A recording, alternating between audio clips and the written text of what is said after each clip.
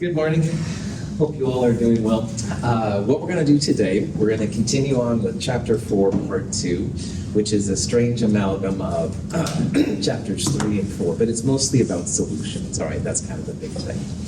Friday at lab will be a lot of stuff due, and I just want to talk about it real fast. The potassium chlorate lab we did on Friday will be due.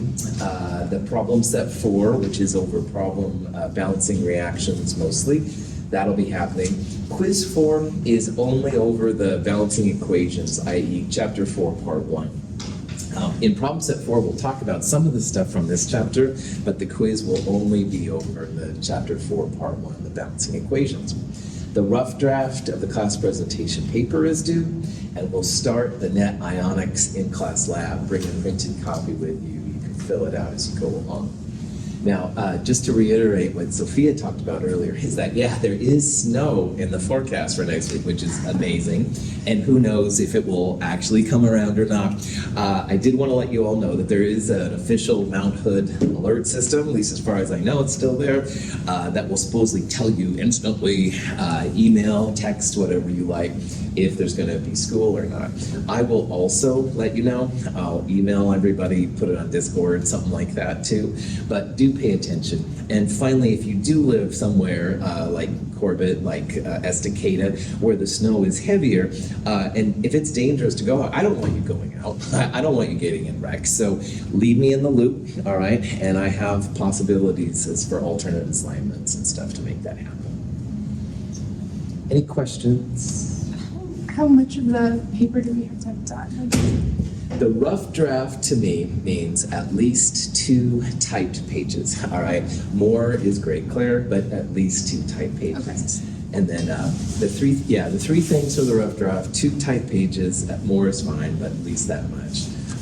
There's a cover sheet that's in the syllabus and also online, and 1 peer-reviewed science article abstract with citation. And if you go to the frequently asked questions and you use that link on the first page, hopefully it's not too big. Okay. You don't have to use the information from the science peer-reviewed article in your paper. And I've had this actually several times. Some of the material you'll like, oh yeah, this is cool. But some of it gets really complex. And I put myself in the it's pretty complex category too. So if you want to use it in a paper, you can, but you don't have to. You can still just copy and paste the abstract in with a citation and never talk about it again. Okay. Great question. So that's on a separate page. That's right. Yeah. So like you'll have like the cover page, your 2 pages of written stuff, and then the last page is like just an abstract of like for mine my element's chlorine. So I would just find like a peer-reviewed, yeah. If you go to the Mount Hood Library's website, it should be pretty easy. You just put chlorine in the search engine, and you'll see a bunch of stuff pop up. And again, you only need the abstract. You don't need the full article unless you want it, if it's available and stuff. Yeah, just copy and paste it over. All right. On Monday, we left off talking about solutions, and solutions have a solute and solutions have a solvent. And the solute is the more exciting part. The solvent is the bulk. So when you write KMNO4AQ, KMNO4 would be the solute, and AQ means that the solvent would be water, and this is a solution. We also talked about on Monday how anything with potassium, as well as sodium and ammonium and nitrate, several things, always dissolves in water, and those are AQ. Some compounds don't dissolve in water. We talked about how like chlorides, bromides, and iodides don't dissolve with silver, lead, and mercury. But if they dissolve, you put an AQ next to it. Solutions are more important to chemists than the other things are, I would argue. And one of the reasons why is that they dissolve to different extents. And a strong electrolyte is a solute that dissociates 100% into ions. So for example, if you put KMNO4 and we know it's AQ, AQ for us means that it dissolves and dissociates into the positives and the negatives.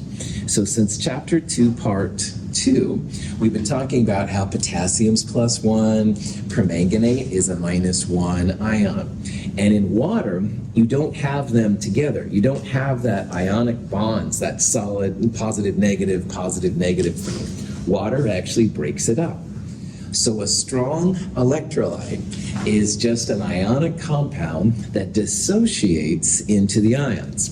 Sodium chloride, magnesium chloride, hydrochloric acid, these are all strong electrolytes. And we know that they conduct electricity because people actually put it through these solutions and they'll see the little light bulb come on. Now, if it's going to conduct electricity, the electrons have to jump from one terminal to the other. That's electricity at a zero level kind of thing. But the only way it's possible if the electrons can hook a ride, if you will, on one of these ions and go across. Copper 2 chloride is an example of that as well. So a strong electrolyte is just an ionic compound that breaks up 100% into the positive and the negative ions. A strong electrolyte is a compound that ionizes completely in solution. Hydrogen chloride breaks into hydrogen and chlorine ions. Hydrochloric acid isn't really just HCl. It's actually H plus and Cl minus ions running around the water. So in this video, it's showing the HCl dissociating into the positives, negatives. There would also be water molecules running around, but it's not as cool to look at. So if we talk about a strong electrolyte, just something that breaks up 100% into positives and negatives. And if you have 100% positives and negatives and you throw electricity through, the light bulb comes on, strong electrolytes. A weak electrolyte is a compound that only partially ionizes in solution. Some hydrogen ions dissociate from acetic acid molecules, but others may rebond at the same time. If a villain ever says, Clifford, put your hand in hydrochloric acid or acetic acid, Clifford should put his hand into acetic acid, and this is why. Acetic acid, which is this beast right here, is a weak electrolyte. And what that means is maybe 1 out of every 10,000 molecules breaks up into the cation and the anion. Now with hydrochloric acid, every molecule breaks up into H plus and Cl minus. And putting your hand in acid is never recommended, by the way, because the H pluses will attack your skin and do some really nasty things. But if it's a weak electrolyte, you don't have as much H plus running around. So in addition to strong electrolytes, there's also what they call weak electrolytes. Compounds that dissolve in water, and they do break up a little bit, but not as much. If you put electricity through these, you get a much more dimmed light bulb. You don't have as many ions jumping from one target to the other. And weak electrolytes have a utility in chemistry that we see. But just realize that when it comes to compounds in water, a lot of them might dissolve, like you won't see them anymore, but if they break up or not will determine if they're weak electrolytes or strong electrolytes. And finally, there's also what they call non-electrolytes. And these are usually compounds that are covalent, but they dissolve in water. Sugar is a great example of this. If you put sugar in water or coffee or whatever, I don't even know if that is sugar, but anyway. If It is. Yes! Absolutely. Oh, perfect timing. Prop that back on. Love when that happens. Getting too excited there. Too much caffeine, maybe. Anyway, prop that back on. Covalent molecules like sugar, like ethanol, which is this guy right here, those dissolve in water, but they don't break up into positives and negatives because they don't have positives and negatives. Sugar and ethanol are all nonmetals bonding with nonmetals. So you don't have the ionic bonds that have the potential for breaking up. So these are called non-electrolytes. You put ethanol in water, which by the way is basically all booze, all right? If you have a drink, if you're 21 and over, just say no kids. You put that in water, it dissolves really well, all right? However, you're not gonna have the conducting of electricity because you don't have positives and negatives. So what we've seen this morning are the 3 kinds of possibilities of how things dissolve in water. Some ionic compounds will break up 100% into positives and negatives, and those are called strong electrolytes. Some compounds, maybe 1 in 10,000 or so, break up into positives and negatives, but they still dissolve, and those are the weak electrolytes. And then finally, if you have a nonmetal plus nonmetal that dissolves in water, you don't have positives and negatives. Those are called non-electrolytes. Madeline, you had your hand. So what about the electrolytes that are in like water and stuff that are good for you, like magnesium, chloride, and calcium carbonate? Most of the ones you hear about, like in Gatorade and stuff, those are strong electrolytes. They break up 100%. There aren't that many weak electrolytes at this point in our class. We'll see more later and stuff. But yeah, if you hear about like Gatorade, especially electrolytes, refill and yeah, right. Anyway, it's mostly, I think, just marketing, but most of those would be strong electrolytes. How is it that we can drink them? They don't hurt us. Our blood has electrolytes in it, and we'll talk about that in a later lecture. Oh, okay. Excellent. No, that's a great question. I was one of those stuff. Some compounds Yeah, that dissolve in water, that's totally cool. such as ethanol, do not dissociate into ions at all. Such compounds are called non-electrolytes. So when a compound dissolves in water, all right, sometimes they break up 100% to positives and negatives, strong electrolytes. Sometimes they break up a little bit, weak electrolytes.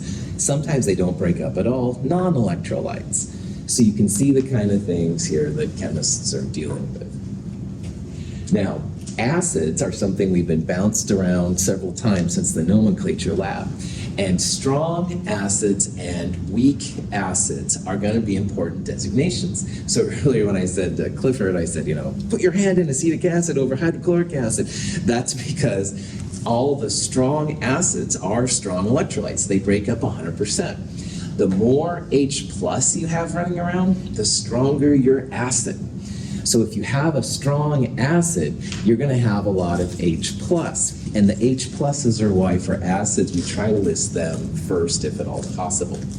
Hydrochloric acid is a strong acid. The compound hydrogen chloride ionizes completely, so many ions are free in the solution. These are some of the more common strong acids. There are also a lot of weak acids running around. We'll talk about those. But the purpose of this slide, acids have H plus. The more H plus, the more acid power you have.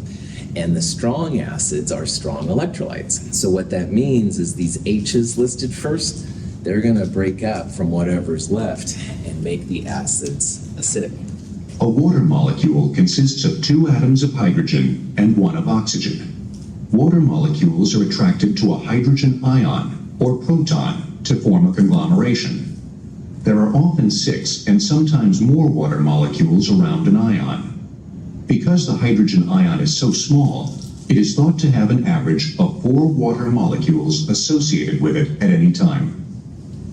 You're going to see in this class references to the hydronium ion. And hydronium is basically a water molecule with an H plus on it. Water is an amazing molecule. We're going to see all the things it does here coming up, but one of the things it does is it allows acids to be acids. The water literally is pulling the H plus off the acid, if you will, to make hydronium. And so this is the stuff that would burn you if you put your hand in acid. All right, it's really more the hydronium than the HCl itself. The HCl reacts with water to make hydronium. And this is why acids technically are only acids if they're in water.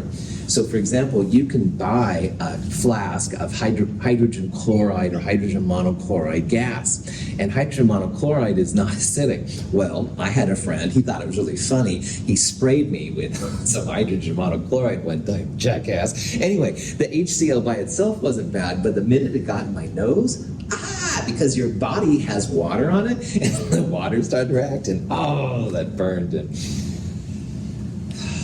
serenity now. Anyway, I've moved beyond it and stuff, but anyway, water's technically the active ingredient of acids. You won't have an acid technically unless you have water, so that's why in the nomenclature lab, the AQ was really important for the acids. Yeah. Are you still friends with that person person. No, I haven't seen that person for a long time, and I don't know. No I one think, else has either. I think my hitman was effective. No, I'm just joking.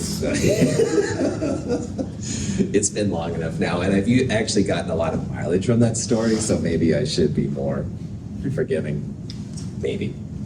Hydrofluoric acid is a weak acid because it only partially ionizes. At any one moment, most of the HF molecules have not split into their ions. If you drank orange juice, lemonade, apple juice, etc., you were drinking acid. And here's an interesting thing you may or may not have known. Most of the foods we eat and the things we drink are actually acidic. There's literally thousands upon thousands of weak acids. They're in our food, they're in the things we drink and stuff like that, and it's totally normal, all right? So after I made a big deal about poor Clifford putting his hand in acid for some unknown reason, really most of the time, acids are around us all the time, all right? And they're very, very normal. Most acids are weak acids, which means they're weak electrolytes. They break up maybe 1 in 10,000 into an H plus, and in this case an F minus, but most of it's just HF. So you don't have as much H plus power. It doesn't burn you when you put your hands into it. These are some of the more common weak acids. Acetic acid, we've totally been bounced around. Carbonic acid is in our blood and stuff. We'll talk more about that later. Phosphoric acid is used in our kidneys. Lots and lots of examples of these guys running around. Acids and bases are like yin and yang. If you've seen the cool circle with the black and white kind of a half thing and the little black and white and the opposite, well, bases are kind of the opposite of acids, and we'll be exploring this more later. But bases, for our purposes, most of the time will be metal hydroxides. Now, a hydroxide is a polyatomic ion. It's OH minus, and yes, it's dissolved in water. So sodium hydroxide is a great base. And it breaks up, like all sodium ions do, into positives and negatives. This is an example of a strong base, which means that if you put 1 mole NaOH in water, you're going to have 1 mole of sodium ion and 1 mole of hydroxide. And this is why bases are important to chemists. That hydroxide is a great source of energy. NaOH, sodium hydroxide, is a strong base because it dissociates completely. In aqueous solution, it breaks into sodium cations and hydroxide anions. If acids and bases are yin to yang, and you have OH minus and H plus, what do you think happens when those two come together?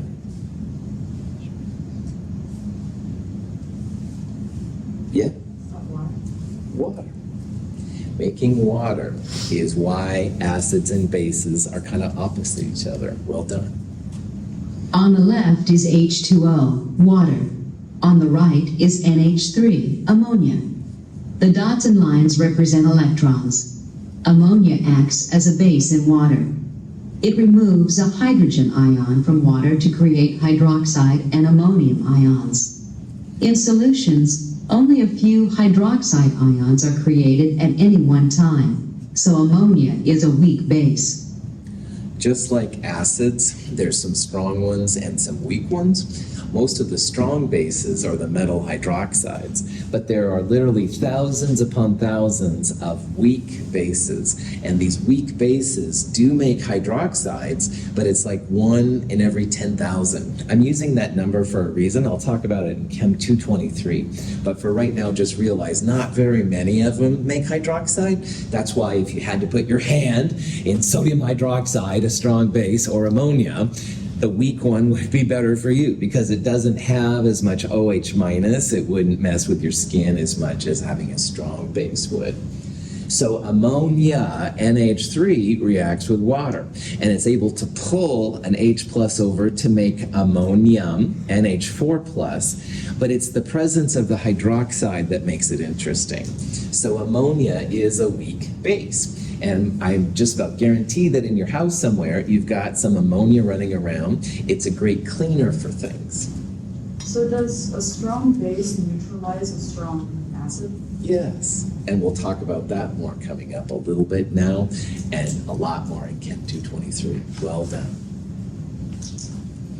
So this is kind of a list of some of the strong acids and strong bases, and some of the weak acids and the weak bases. Now, there are thousands upon thousands of weak acids and weak bases. I'm only listing one here, but there are a bunch more on top of this. What I tell people, and what will be helpful to you later, is if you can know/memorize these 5 strong acids. Sulfuric acid has something funny going on. We'll talk about that in Chem 223. Perchloric, nitric, hydroiodic, hydrobromic, and hydrochloric, those are the 5 common strong acids.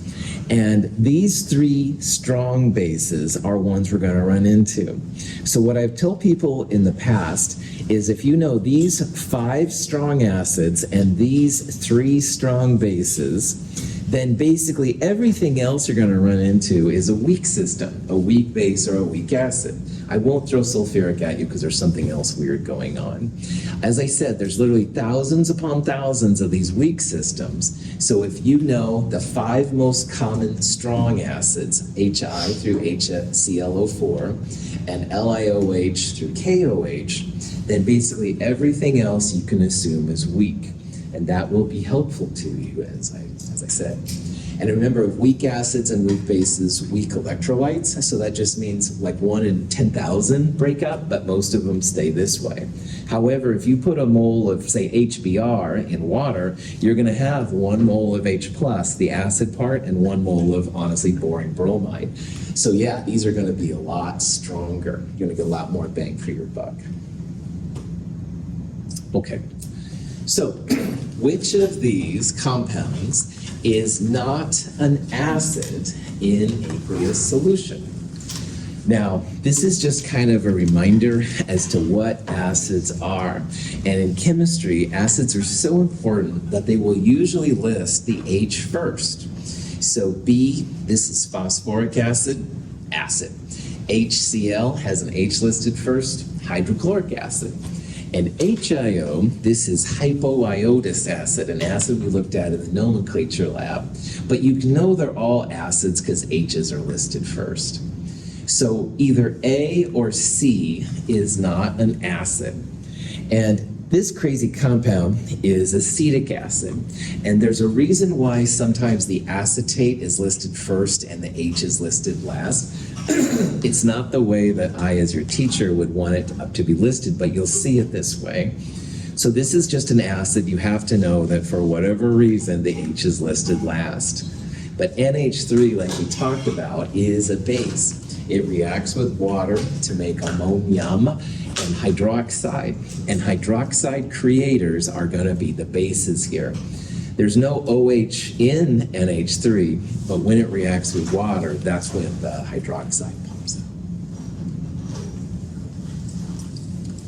out. Okay, so this leads us to the next part of this section, which is how to find out what's really happening when chemicals come together.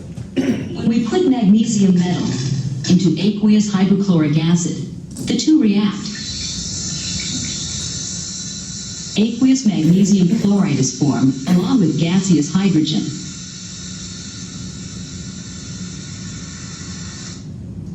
Let's say that Patrick sees this reaction and he's like, whoa, coolest reaction ever.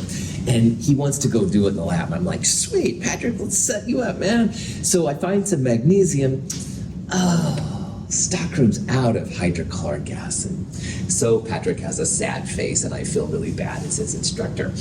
If I understand the net ionic equation that's happening here, I might be able to find a substitute so Patrick can turn that frown upside down. So net ionic reactions, I'm going to say, are about finding the action of the reaction. And inevitably, you'll go to the lab and you won't have something you need. But if you have the knowledge to go or figure out what this stuff is, sometimes you can find substitutes. So this is a pretty important part for this. So let's look at this reaction. Magnesium as a solid is being added to hydrochloric acid, HCl, and water. And hydrogen gas, the bubbling is occurring there, and you end up making magnesium chloride. Now, in previous sections today, we saw how things that are AQ, that are strong electrolytes, and both MgCl and HCl are strong electrolytes, we can really break them up, all right? You don't have to keep them as that part. So notice how the AQ parts I broke up in this equation, and I wrote them as 2H plus and 2Cl minus. And the MgCl2 on the product side, I wrote as Mg2 plus and 2Cl minus. I did not, and you shouldn't do either, I did not break up the solid or the gas. If I had a liquid, I wouldn't break that up either. These rules only apply to things that are AQ. If you look at this reaction, do you see anything on both the reactant and product side? Absolutely. The chlorides, all right, are on both the reactant and the product side. So if this was a math class, you'd say, wait a minute. The chlorides are on both sides. We can pull those out of the equation, and chemists do that as well. In chemistry, though, instead of just canceling them out, we call things that are on both reactant and product side spectator ions. And they aren't really interacting with this reaction, all right? So earlier I said I was feeling bad that we didn't have any HCl for Patrick. Well, if I know the chloride is a spectator, I can substitute in for hydrochloric acid maybe nitric acid, because nitric acid would be HNO3AQ, and I would make magnesium nitrate AQ. Nitrate would be my spectator, but I'd still have the same reaction happening. So if you understand spectator ions, you can make substitutions, because inevitably you won't have something that's happening. The net ionic equation, which I'll sometimes call net ionic reaction, same thing, is just this reaction without the spectator ions. So pulling out the chlorides, this is what you have. If I would have had HNO3, I would have had two nitrates here in yellow. I would have had the same net ionic equation. So this is the action of the reaction. That is literally what's happening. And in this week's lab, this is what we're going to focus on. We're going to see how to find the net ionic equation. And first we have to write the balanced equation. You then take the AQ parts and split them up, but you don't split up solids, liquids, or gases. Spectators are pulled out to get the net ionic reaction. Bam.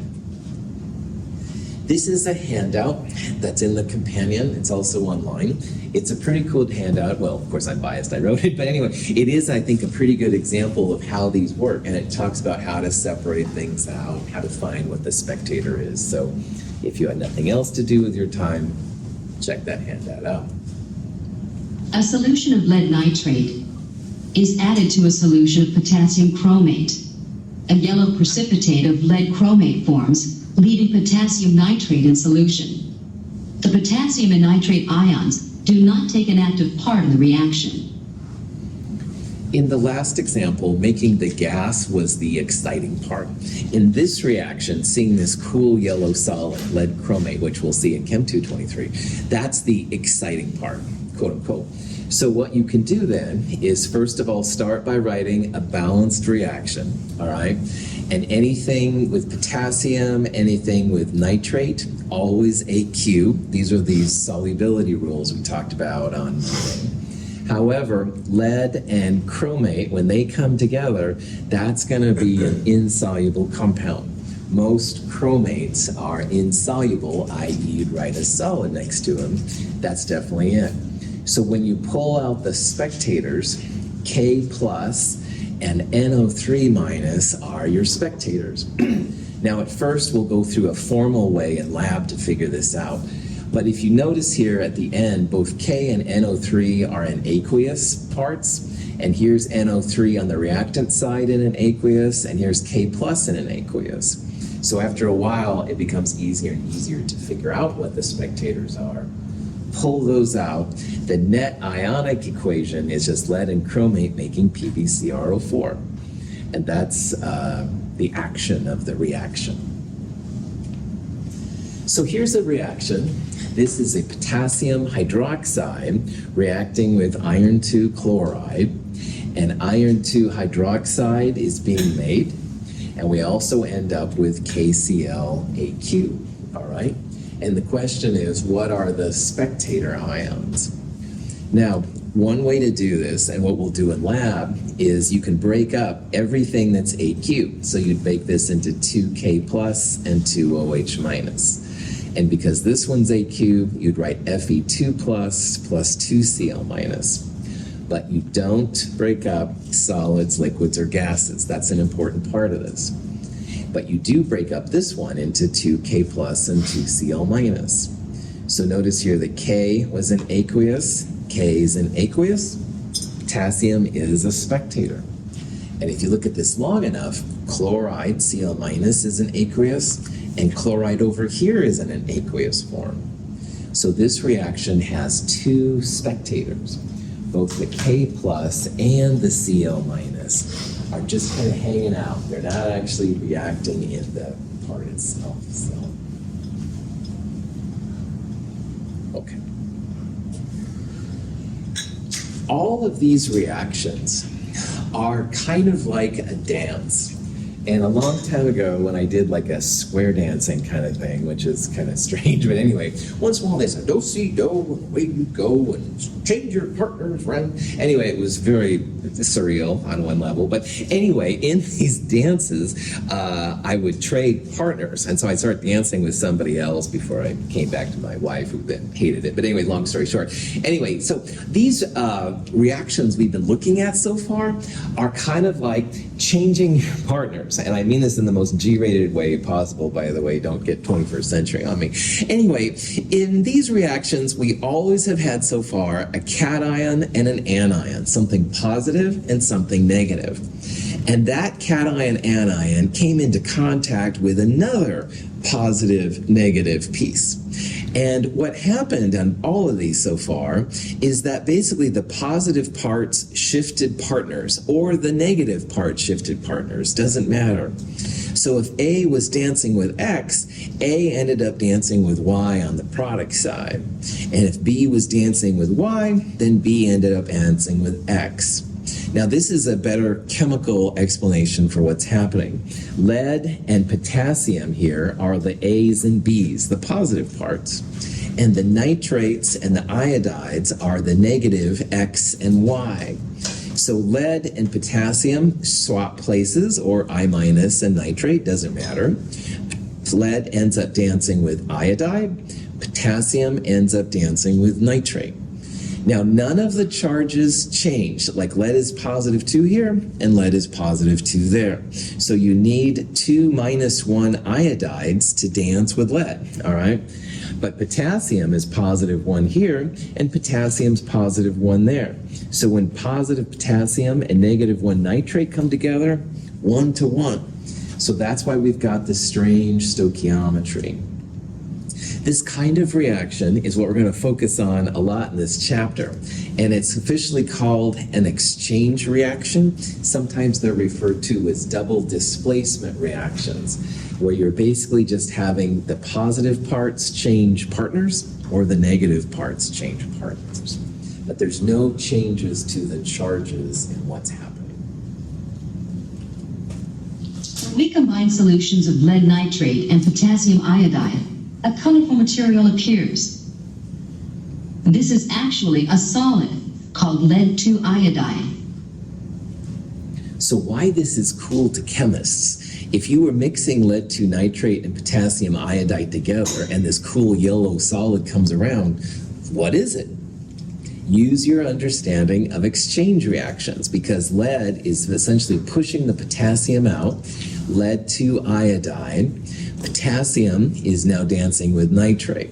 And if you know that the potassiums and nitrates of the world are always AQ, your yellow solid has to be PbI2. So you can start to predict the products of chemicals coming together.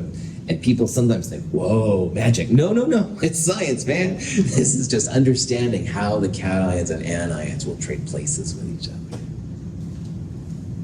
This is an example of an iron nitrate and a sodium hydroxide coming together.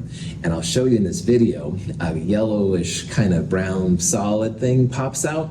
Well, again, if iron and sodium are trading places, you're going to end up, long story short, with iron 3 hydroxide. The sodium and the nitrate are spectators. You can identify what the solid is then based on your knowledge of these exchange reactions. In the test tube, we have an aqueous solution containing iron 3 ions. To this, we will add a solution of sodium hydroxide. A precipitation reaction occurs that produces iron hydroxide, an insoluble metal compound. This type of exchange reaction, where a solid is created, is referred to as a precipitation reaction. And if you want, you could write a generic precipitation reaction as AX plus BY. The A and the B are trading places with each other, and one of the parts on the other side makes a solid. And this, in my world, is called a precipitate. So this is a precipitation reaction. A precipitate is just a chemical way of saying a solid has been formed.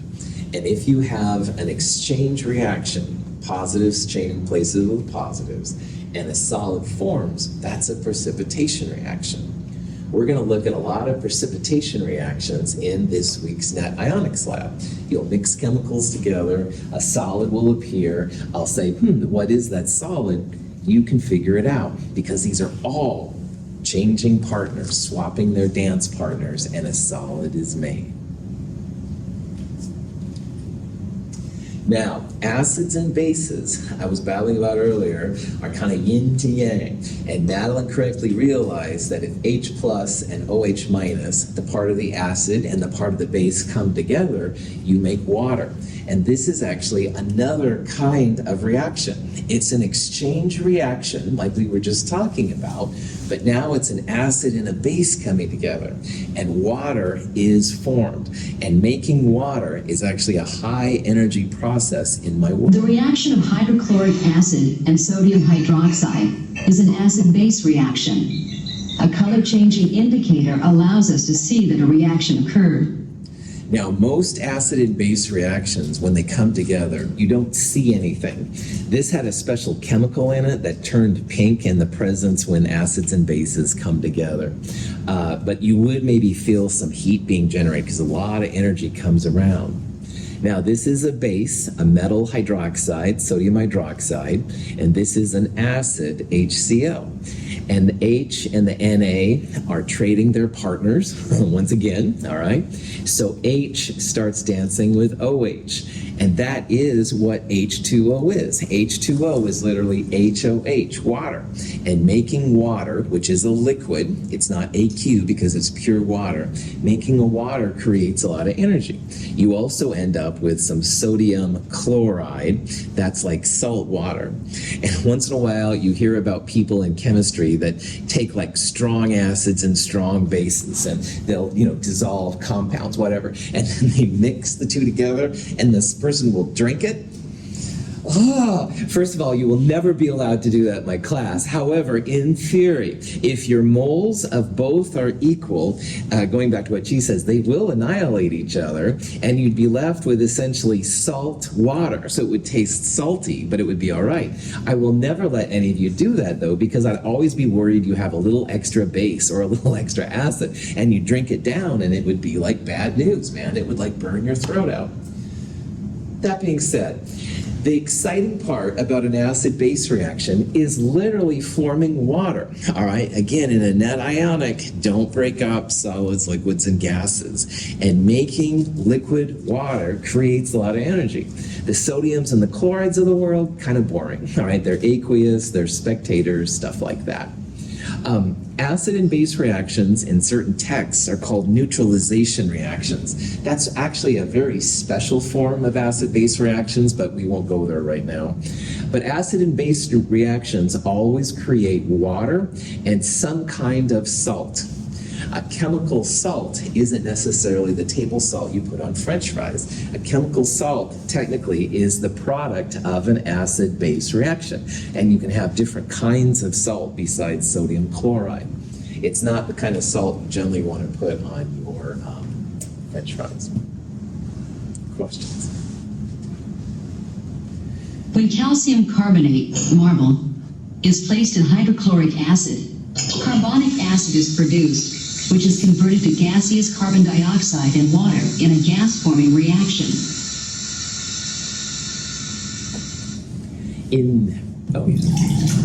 This is just kind of a fun video that shows this reaction in super high quality and stuff, and the bubbles forming and stuff like that.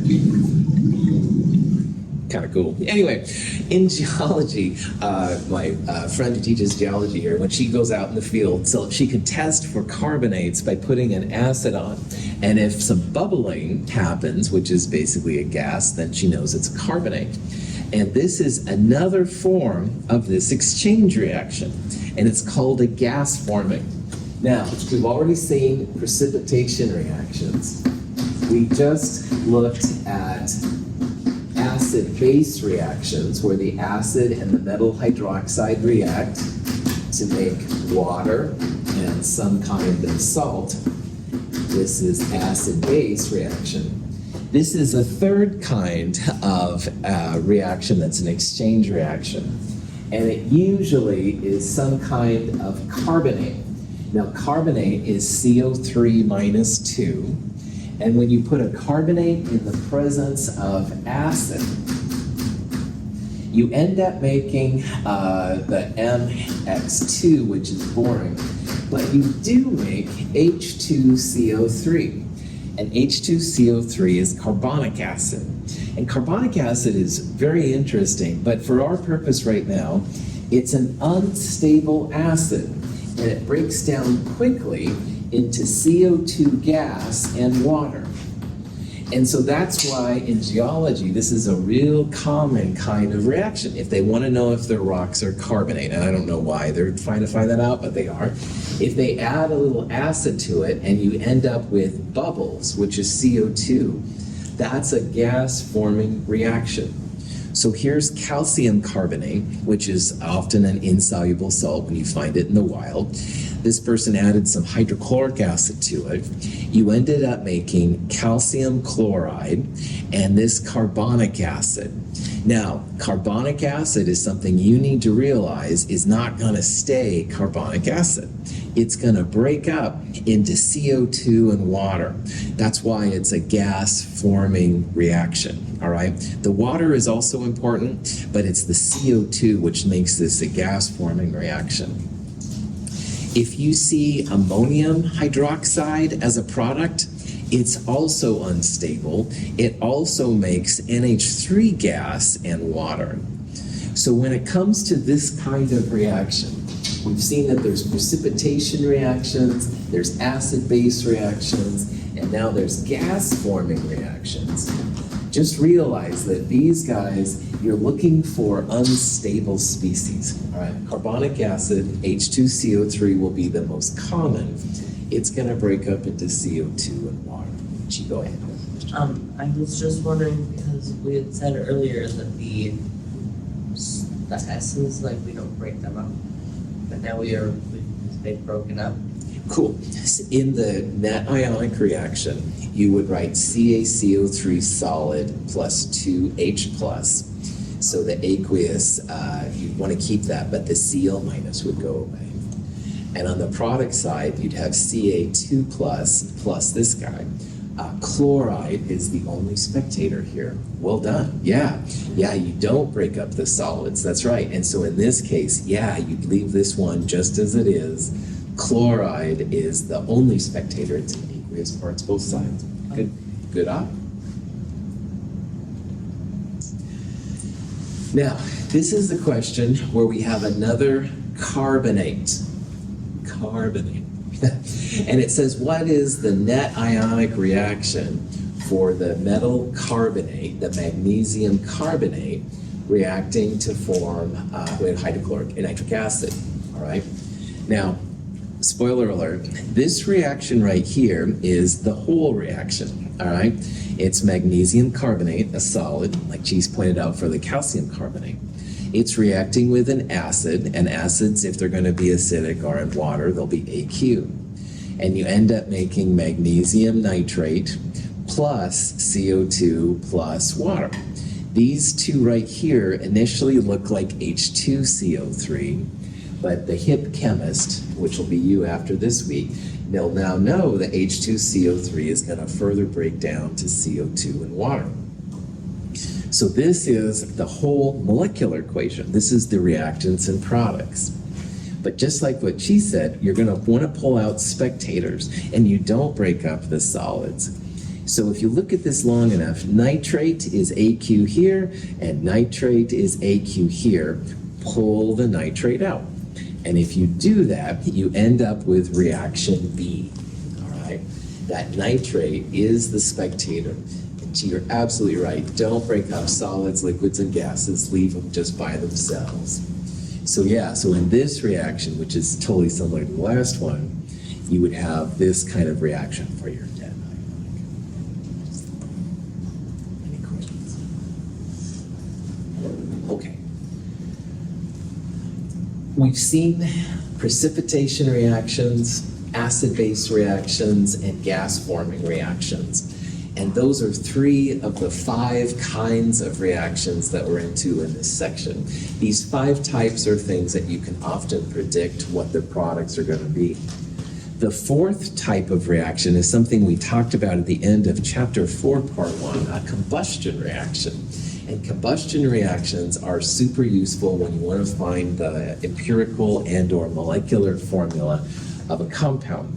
And a combustion reaction just means take your sample and burn it. And at the products, you'll end up usually with CO2 and water or something like that. So in a combustion reaction, in our class especially, it's going to be something organic. And we've seen examples of carbon and hydrogen compounds that we burned. We saw an example of carbon, hydrogen, and oxygen. Sometimes they have nitrogen. But anyway, the organic piece plus oxygen will make water and CO2. If you have nitrogen, it makes NO2. So here are just some examples. This is one that we looked at the end of chapter 4, part 1, where you took something organic, burn it in oxygen, water, and CO2 are your only products out. If you do have nitrogen, it's the same idea. This is a nitrogen-containing compound. You end up with nitrogen dioxide in addition to water and CO2. But most of the time, ours will just have CO2 and water because our compounds only had CH and O in it.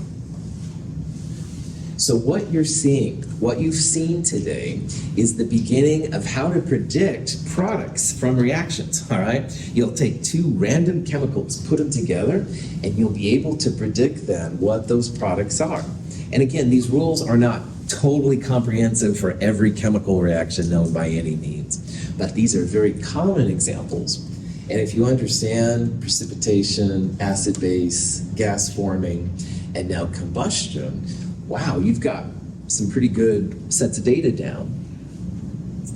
Now, the 5th The purple solution is aqueous potassium permanganate. The colorless solution contains iron 2+ ions. When we combine them, a redox reaction occurs. The permanganate ion is reduced to manganese 2+, and the iron is oxidized to iron 3+ ion. The 5th kind of reaction, which I'll just talk about here real briefly before I have to stop, is called an oxidation reduction reaction. And that's way too many syllables for lazy chemists. So a lot of times we'll refer to these as redox reactions. And by you just sitting in this room and breathing, you've actually been participating in redox reactions. So arguably, this is the most important kind of reaction just because it's so common. Batteries, our bodies and stuff, they all have redox reactions going on. But to understand what redox is all about, I have to introduce you to my friend. And my friend's name is Leo.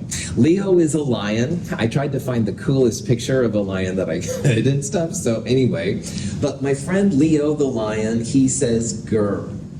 And Leo saying grr is actually an acronym. Leo stands for lose electrons oxidized. And when Leo says grr, grr stands for gain electrons reduced. Now, Leo and grr always refer to reactants. So in this case, zinc has lost electrons, it's been oxidized. So this would mean zinc has been oxidized. Copper 2 plus is gaining electrons, so it's being reduced. So we're going to use Leo and grr in relationship to reactants. You may have run into the saying oil rig, which is fine too. Oil is oxidation is losing electrons, rig is reduction is gaining electrons. Oil rig also works, but I like my lion Leo. It's your preference what you want to choose. I need to stop now. The math group is getting antsy, which is fine. Any last minute questions?